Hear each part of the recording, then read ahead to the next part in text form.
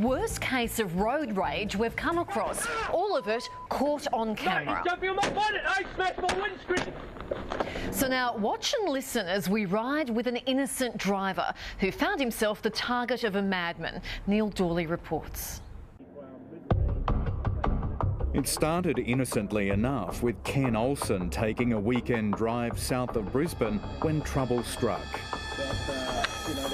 Everything was fine, and the next thing I just got rear-ended. I looked up in my rear vision mirror and there was a bloke gesturing and pulling signs at me and going berserk. A camera in Ken's car records what happens next as the driver in the black ute comes into shot, crossing double white lines. At that stage, he just appeared to be coming up beside me so that he could scream at me through the open passenger window. Ken keeps going before the ute appears again, this time on the inside. And he's going berserk at me again, gesturing and pulling signs and things. So I thought, well, I'm not sure this is a good idea to pull over. This bloke seems a little bit unbalanced. Moments later, there's nothing Ken can do to avoid the ute. He's gone onto the grass verge, pulled over straight in front of me, and then immediately applied his brakes. And I had nowhere to go. I just went straight into the back of him, collided with the back of him. He then jumped out of the passenger door and came running up to my vehicle. So again, I thought, well, he's not coming to talk. He meant business. That's the sound of the man punching Ken's window as he drives off. Well, now I realise that this bloke doesn't want to just stop and exchange details. He's got something against me, and I'm now a little bit nervous, but I'm still thinking, well, hang on, he'll cool down. We'll drive down the road a little, he'll cool down. But things were about to heat up even more as the chase continues along the wrong side of the road and off-road. He then came around the left side of me and tried to pull in front of me again. I went onto the wrong side of the road. There was no traffic coming at this stage. I went over onto the right-hand lane. He continued to follow me. Catching up and ramming Ken's vehicle as the road rules go out the window. So I had to go onto the footpath. Got onto the footpath, rode along, went over traffic islands with him in pursuit. As I got around the traffic island, he crunched into the side of me. So I had to go onto another footpath to get away from him. Thankfully, there were no people. There's usually people on there on a weekend, walking their dogs, pushing prams, cycling. Trying to escape, Ken narrowly misses this car as he's forced to run a red light.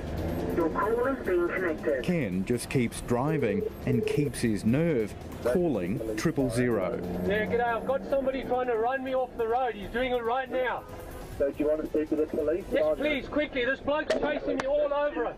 I then got onto 000 by this stage because now I was in fear of my life. I thought, this he's out to get me. He's going to do something to me.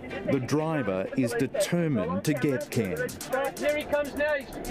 Oh, hell. Yeah, I can't do anything. He's trying to run me off the road. All I'm trying to tell you is keep driving to the police station. Well, I can't. He keeps cutting in front of me and cutting me off. He was continually colliding with me, trying to push me off the road, pulling in front of me, and every time, fortunately, I managed to just make it around him. Ken knows he can't stop because it could prove fatal.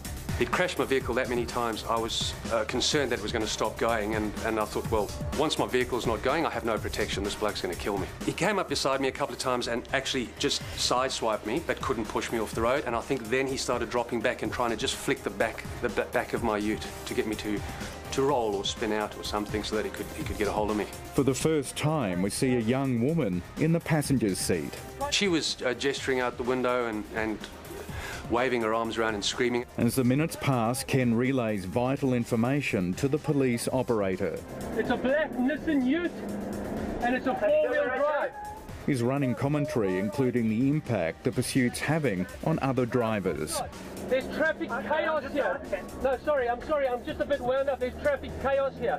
He's trying everything he can to run me off the road. He's collided with me. There he goes. He's coming in between me and another vehicle, nearly ran the other vehicle off the road. So how does this all started? I have no idea. He was behind me. I put my brakes on. He locked up. Here he comes on the roundabout. The chase continues, but is about to reach a dramatic climax. There, he just collided with me twice. He's pushing me into the barrier. You've got to get someone here. This dude is crazy. Here he goes. Ah! Then the moment Ken thought he was going to die. No, he's jumping on my bonnet. I smashed my windscreen. stop your car? No, because he just jumped. I did stop my car. He jumped on the bonnet. He's just smashed my windscreen and he's fallen off the bonnet. He's lying in the road now. He's lying on the road? Yeah, I'm looking in my rear vision mirror. I've driven off. He's lying in the road. Did you just hit him? No, he was on the bonnet and I tried to get away and he fell off. I Keep didn't. driving then. Don't go back. I'm not going back. Are you crazy? I'm getting miles away. That is absolutely terrifying. Well, I was terrified, that's for sure. He just at full sprint dived onto the bonnet and started punching my windscreen with both fists. And the windscreen was coming closer and closer to my face. And I had the impression he was trying to make a hole in the windscreen so that he could actually reach in and get me, or he could gain access to the cabin. But it wasn't over. Ken still didn't know if he was out of danger, even though the man appeared to be hurt. He jumped off, but he must have got snagged up on my wing mirror. Because after that, when I looked in my wing mirror, I couldn't see anything. It was all bent up. And I think that spun him around, because the next time I looked in my rearview mirror, he was crouched down on the bitumen. Having been rammed at least 7 times and barely able to see through the windscreen, Ken continues driving to the nearest police station. If I get to Logan Home Station and it's not manned, this bloke is a lunatic. Well, go to Logan Central. That's 24 hours. It almost broke down on the freeway. And because 000 had said to me, do not stop, go to the police station. And also, obviously, I didn't want to stop on the freeway because I wasn't sure that he was going to continue pursuing me. As I drove into the police station, clouds of smoke just came out of the engine and it ceased right there and then. I've never been happier to be somewhere. A former police officer, Ken investigated several road rage incidents over the years, but never imagined he'd be involved in one as violent as this. This has shaken me. This is something you don't expect, and it's something that is very difficult to deal with. How do you deal with somebody trying to, what I think, kill you on the road?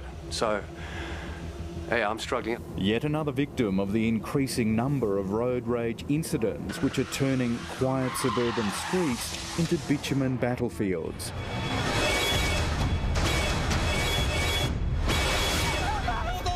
Where angry drivers are lashing out against other road users in sometimes unprovoked attacks like Ken's. I had no choice in this matter. If I had just stuck to the road rules, I wouldn't be here talking to you. At very least, I'd be in hospital right now, I imagine.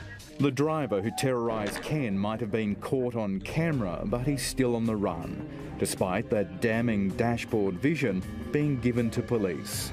Ken says his attacker must be taken off the road, and quickly. What I'd say to you, young man, is you honestly need to get some help. For you to put so many people's lives in jeopardy is just unfathomable. Amazing vision, isn't it? We've had word that police have now been contacted by the driver of the ute. He's planning to hand himself in tomorrow morning. We'll let you know if he does.